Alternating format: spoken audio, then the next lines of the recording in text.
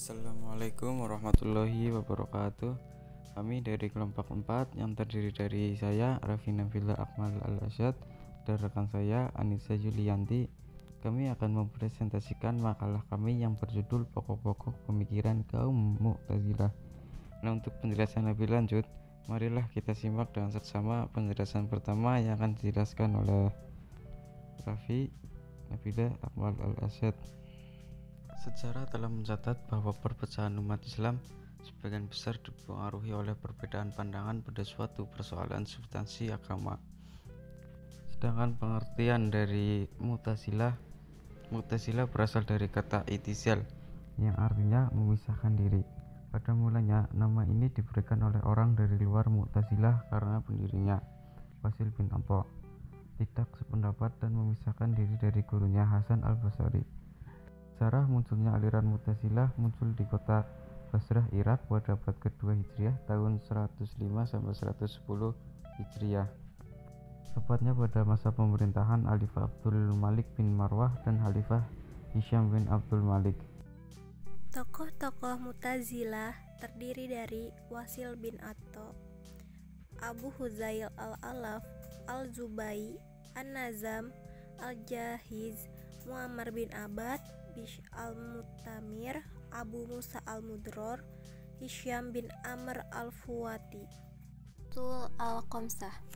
Abu Hasan al-Qayyad berkata dalam kitabnya Al-Intisar, tidak ada seorang pun yang berhak mengaku sebagai penganut Mu'tazilah sebelum ia mengakui al-usul al-Khamsah, 5 landasan pokok, yaitu At-Tauhid, keesaan, merupakan prinsip utama dan intisari ajaran Mu'tazilah.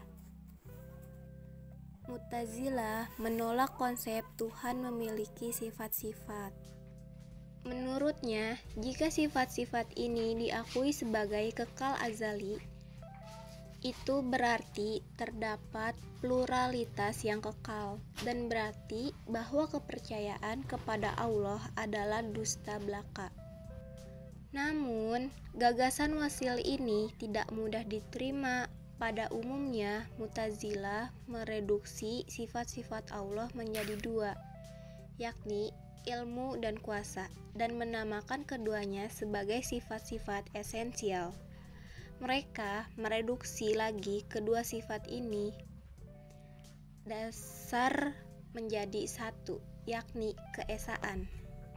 Al-Adil, keadilan Tuhan, ajaran dasar Mu'tazilah yang kedua. Al-Adil, Al-Wa'ad wa Al-Wa'id, janji dan ancaman.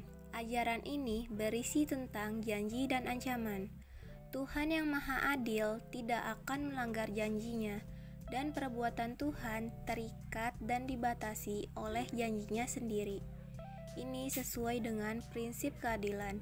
Ajaran ketiga ini tidak memberi peluang bagi Tuhan selain menunaikan janjinya, yaitu memberi pahala orang yang taat dan menyiksa orang yang berbuat maksiat. Al-Amr bi al-Ma'ruf wa al-Nahi dan al-Munkar, menyuruh kebaikan dan melarang keburukan. Ajaran ini menekankan keberpihakan kepada kebenaran dan kebaikan. Ini merupakan konsekuensi logis dari keimanan seseorang. Perbedaan mazhab Mu'tazilah dengan mazhab lain mengenai ajaran kelima ini terletak pada tata pelaksanaannya. Perkembangan aliran Mu'tazilah sebagai aliran teologi. Secara umum, aliran Mu'tazilah melewati 2 fase yang berbeda, fase Abbasiyah dan fase Bani Buwayhi.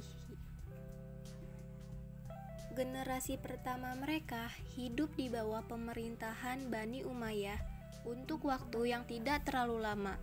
Kemudian memenuhi zaman awal Daulah Abbasiyah dengan aktivitas, gerak, teori, diskusi, dan pembelaan terhadap agama dalam suasana yang dipenuhi oleh pemikiran baru. Dimulai di Basrah, kemudian di sisi berdiri cabang sampai ke Baghdad. Orang-orang Mu'tazilah Basrah bersikap hati-hati dalam menghadapi masalah politik. Tetapi kelompok Mu'tazilah Baghdad justru terlibat jauh dalam politik. Mereka ambil bagian dalam menyulut dan mengobarkan api inkuisi bahwa Al-Quran adalah makhluk. Memang pada awalnya Mu'tazilah menghabiskan waktu sekitar 2 abad untuk tidak mendukung sikap bermazhab, mengutamakan sikap netral dalam pendapat dan tindakan. Konon, ini merupakan salah satu sebab mengapa mereka disebut Mu'tazilah. Kami dari kelompok 4 pamit undur diri. Terima kasih atas perhatiannya dan mohon maaf apabila ada kesalahan. Wassalamualaikum warahmatullahi wabarakatuh.